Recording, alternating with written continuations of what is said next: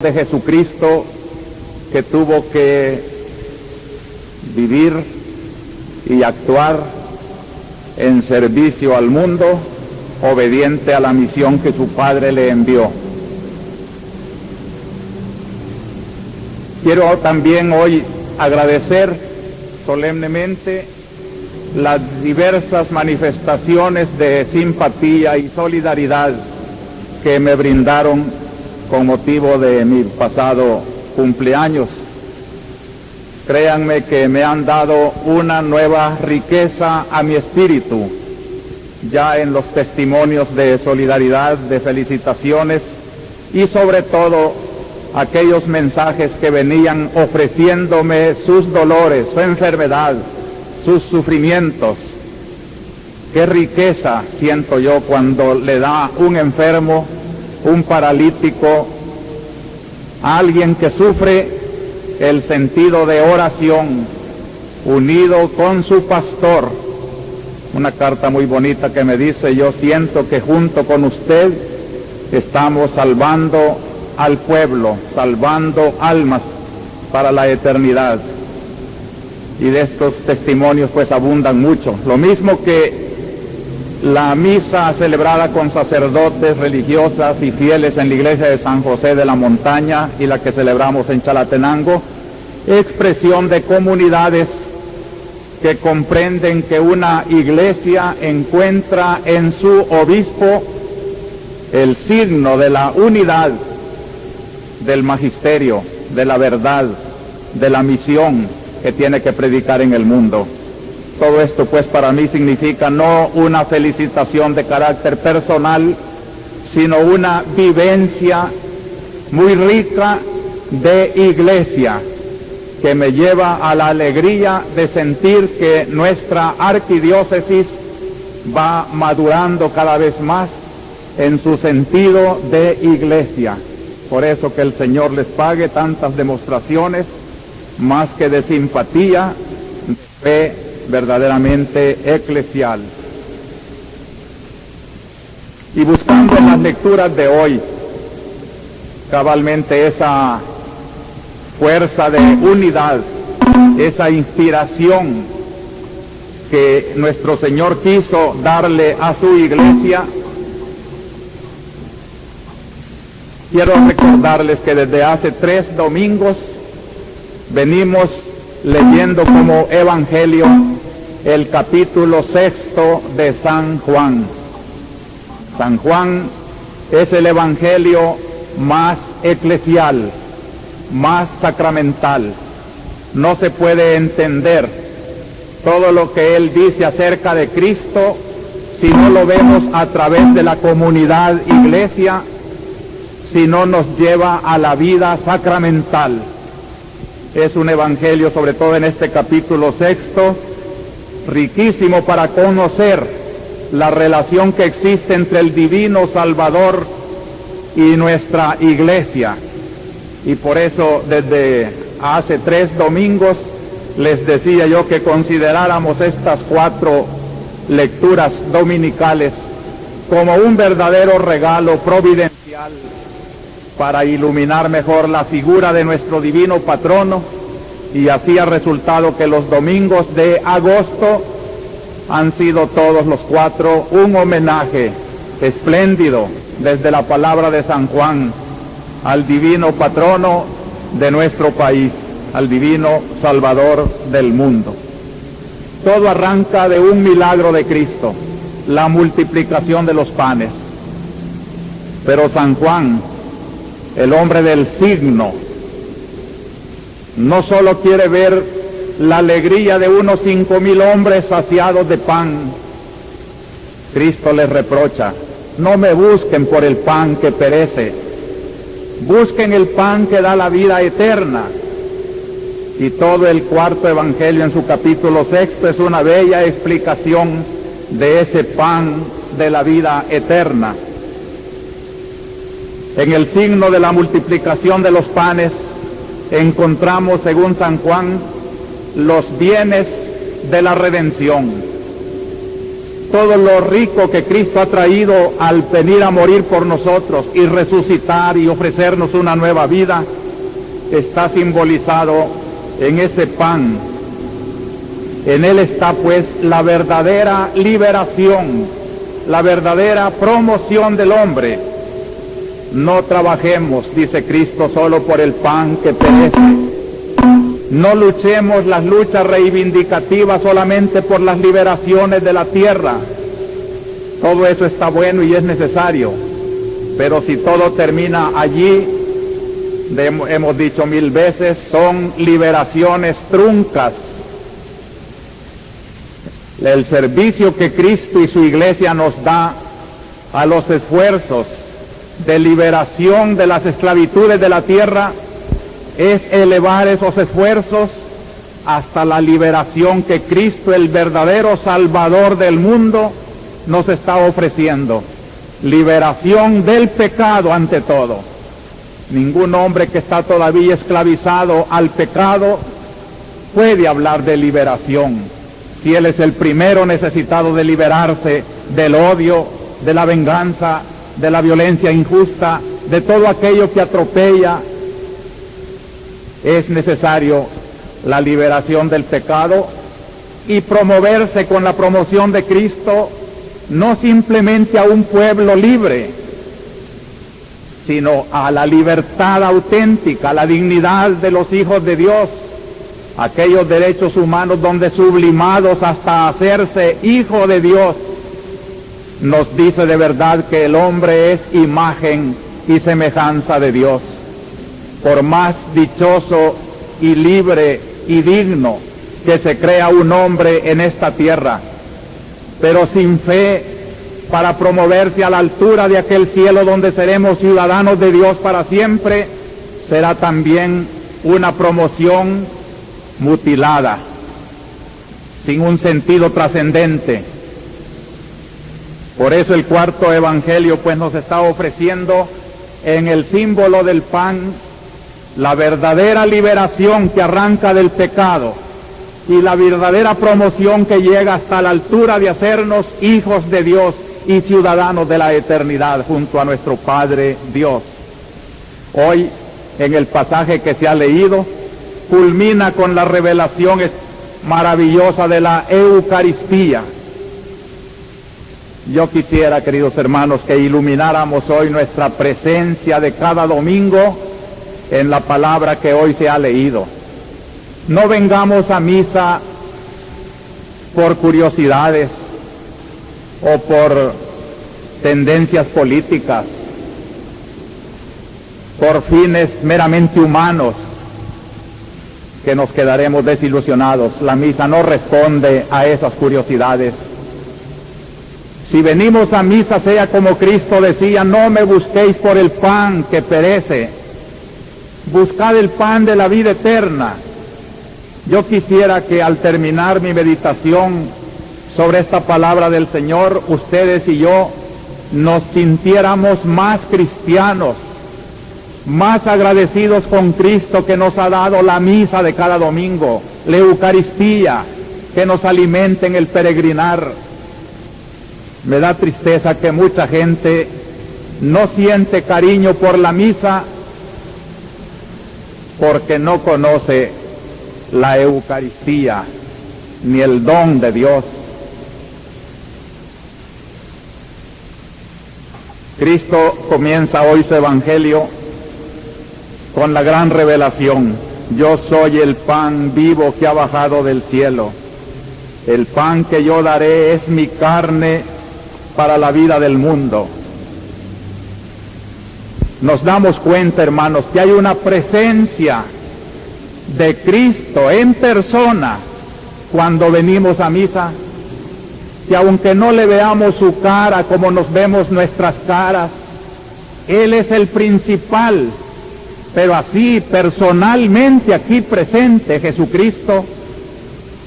Por eso quiero titular mi homilía, sacando de la palabra de Dios el gran argumento de su presencia: el divino Salvador, personalmente presente en nuestra Eucaristía.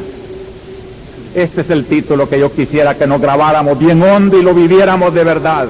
El Divino Salvador no es una imagen que sacamos en las procesiones del 5 de agosto. Muchos se ríen de nuestra fe en las imágenes. Si la imagen, ya sabemos, es madera, es algo material, un retrato que nos refleja, pero si alguien no se remonta a la realidad de un Cristo que vive entre nosotros, no en un retrato, en una imagen de palo, sino en su persona misma aquí presente, entonces sí, es una religión que vale la pena seguirla, porque allí encontramos al Salvador divino en persona. Por eso mis tres consideraciones, como de costumbre, serán esta: nuestra iglesia, signo sacramental de la salvación de los hombres. Segundo, la Eucaristía, signo de la presencia personal de Cristo. Y tercero, nosotros, los hombres, frente a este signo de contradicción, o lo aceptamos o lo rechazamos. Y entonces o vamos con Cristo o vamos sin Cristo. En primer lugar, nuestra iglesia, signo sacramental de la salvación. Ya en la primera lectura de hoy se presagia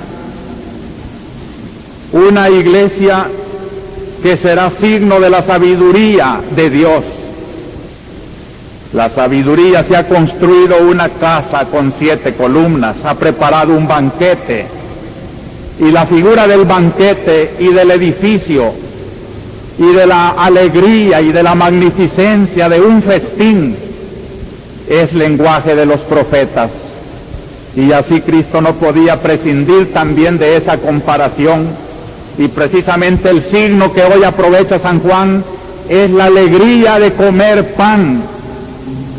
Y cuántas veces lo que hoy la primera lectura pone en labios del que construyó el edificio y preparó el banquete, mandando a sus sirvientas a llamar a todos los hombres, aparece en el Evangelio en las preciosas parábolas del reino.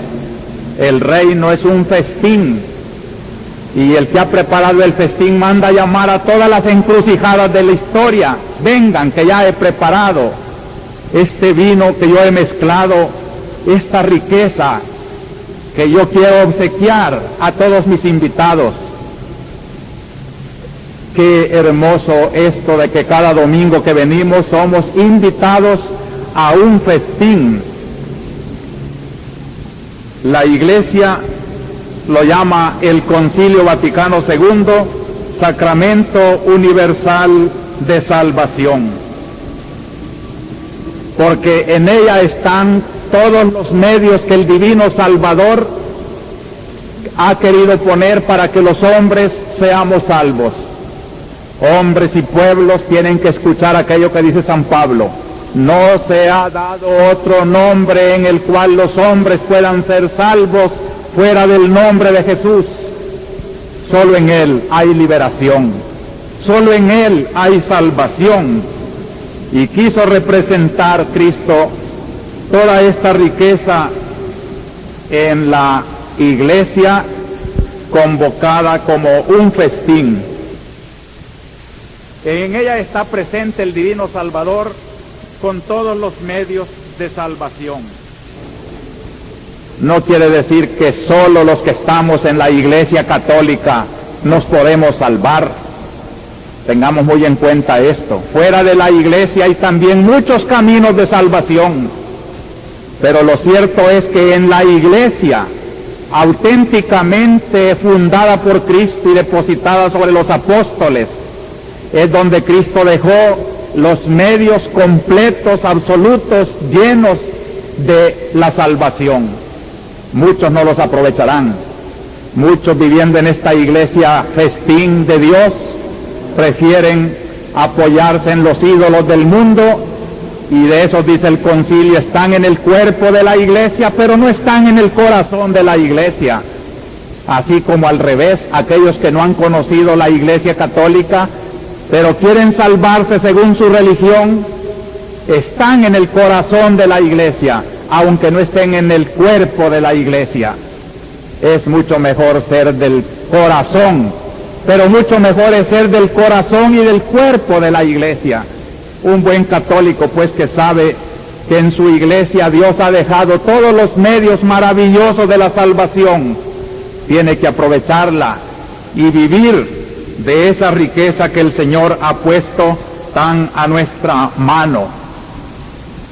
Desde el catecismo aprendimos que la iglesia tiene 7 sacramentos. Iglesia sacramental. Ella misma es sacramento universal de salvación. ¿Pero por qué? Porque en ella Cristo actúa mediante los sacramentos que no los administra un hombre, sea obispo o sacerdote. El obispo y el sacerdote no somos más que humildes instrumentos del Dios que verdaderamente bautiza, perdona, alimenta. Tengamos muy en cuenta esto, porque muchas veces en la administración de los sacramentos nos llevamos de un personalismo, como si el Padre tal sí hiciera buenos sacramentos y el Padre tal no hace buenos sacramentos. Si no depende esto de la santidad o de la maldad de un sacerdote.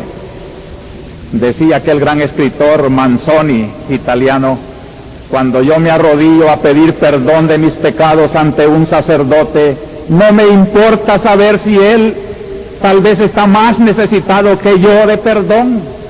Puede ser un gran pecador, pero en el momento en que me dice: yo te absuelvo de tus pecados en el nombre del Padre y del Hijo y del Espíritu Santo, yo estoy absuelto, no por él, no es él el que me perdona, sino Dios por medio de él. Y escribía un protestante ya convertido: qué engañado estaba. Yo pensé que los sacramentos eran como estorbos entre la iglesia y Cristo, entre Cristo y yo. Y yo, que quiero salvarme por mi fe en Cristo, rechacé los sacramentos para entenderme directamente con Cristo. Pero ahora que he reflexionado, miro que no hay tal mampara entre Cristo y yo, sino que los sacramentos son acciones del mismo Cristo, que cuando yo voy a decir mis pecados a un sacerdote, no es a él que se los estoy diciendo, sino a Cristo que está en él y que a través de sus labios me va a decir: yo te perdono. Y que la mano del sacerdote que bautiza, no es él el que le quitará el pecado original, sino la virtud de la redención de Cristo, que mandó a ese hombre ir y bautizar en el nombre no tuyo sino de Dios. Y así, hermanos, sería aquí la oportunidad de hacer un recorrido por los sacramentos, pero creo que todos ustedes los conocen: bautismo, confirmación, Eucaristía, penitencia, unción de enfermos y los 2 grandes sacramentos sociales, sacerdocio y matrimonio. Son 7 canales por donde el Redentor Divino, por medio de su iglesia sacramental, está salvando a los hombres, a la sociedad, santificando el amor del hombre y de la mujer en el hogar fecundo, o la misión del sacerdote que por vocación se metió a este papel tan difícil de continuar la misión de Jesucristo, la redención de los hombres. Gracias a los sacramentos, nosotros disfrutamos los bienes de la redención. Más aún, hemos de estar con lo que dice el Papa Pablo VI, que para significar mi pertenencia a la iglesia tengo que manifestarla por los sacramentos. Nadie puede decir: yo soy católico, pero yo no necesito confesarme. Nadie puede decir: yo soy católico, pero yo no llevo a mis niños a bautizar. Es que esos signos, los sacramentos son signos, son las señales de tu pertenencia a Cristo, de tal manera que no puedes decir que perteneces a la iglesia si desprecias estos signos de su pertenencia. La iglesia pues es la continuadora y la depositaria de todos los medios de la salvación que Cristo ha dejado en ella. Pero segunda consideración, que es la que nos da la lectura de San Juan hoy. La Eucaristía es el signo de la presencia personal de Cristo. Fíjense bien que en los otros sacramentos no está Cristo en persona. En el bautismo solo está la virtud redentora de Cristo, que por medio del sacerdote de la Iglesia perdona el pecado original de aquel niño y lo incorpora a hacerse hijo de Dios, pero no está personalmente Cristo en el bautismo. Lo mismo en la confirmación, donde el obispo impone las manos y unge con el sagrado crisma la frente del cristiano. No está Cristo personalmente presente, sino que por su virtud, por medio del obispo, le da el Espíritu Santo de la confirmación. Lo mismo en la penitencia, no está Cristo personalmente, sino virtualmente, perdonando a través del sacerdote. En la unción de enfermos también es una presencia virtual, es decir, la virtud, el poder de Cristo está allí, pero no Él en persona. Y en el sacramento del matrimonio y de la ordenación sacerdotal, también los dos que se casan son ministros, presencia de Cristo, pero representando la bendición de su amor. Y en el sacerdote tampoco va Cristo personalmente, pero hay un sacramento donde sí está personalmente, y es este que estamos estudiando esta mañana. El pan que yo daré es mi carne para la vida del mundo. Ante todo aquí, hermanos, en las palabras del Evangelio de hoy, se afirma una presencia personal.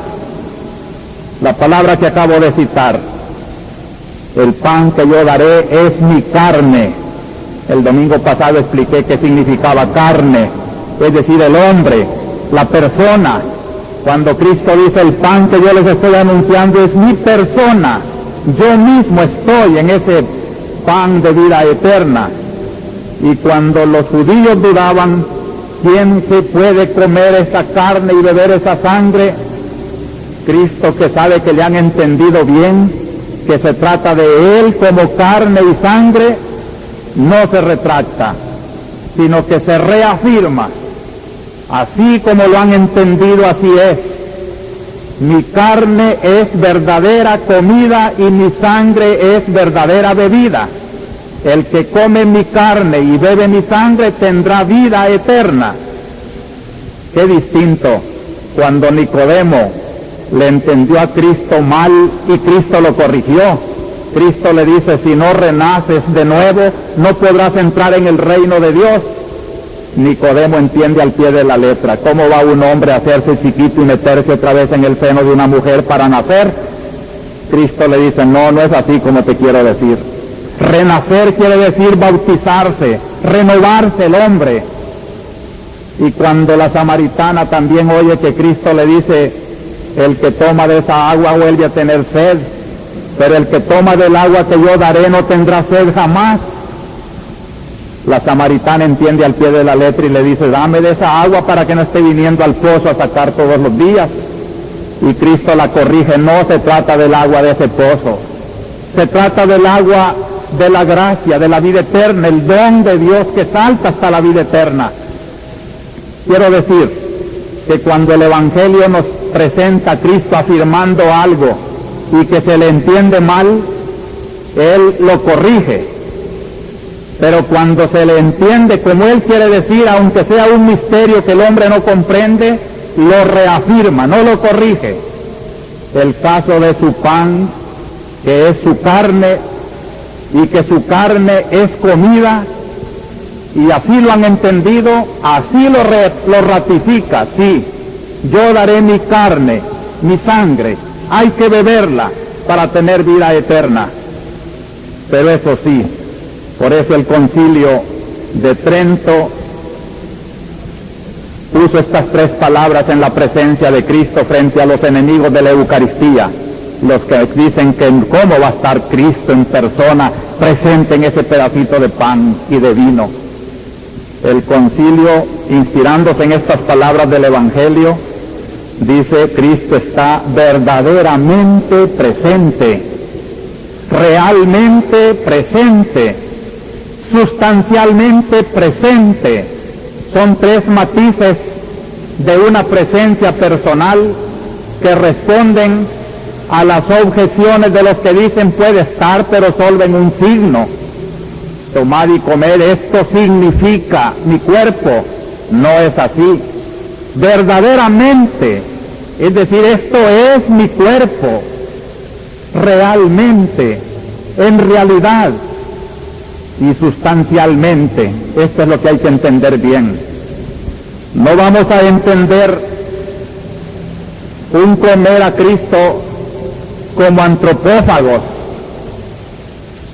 No se trata de eso. Allí sí Cristo aclara, pero es mi carne.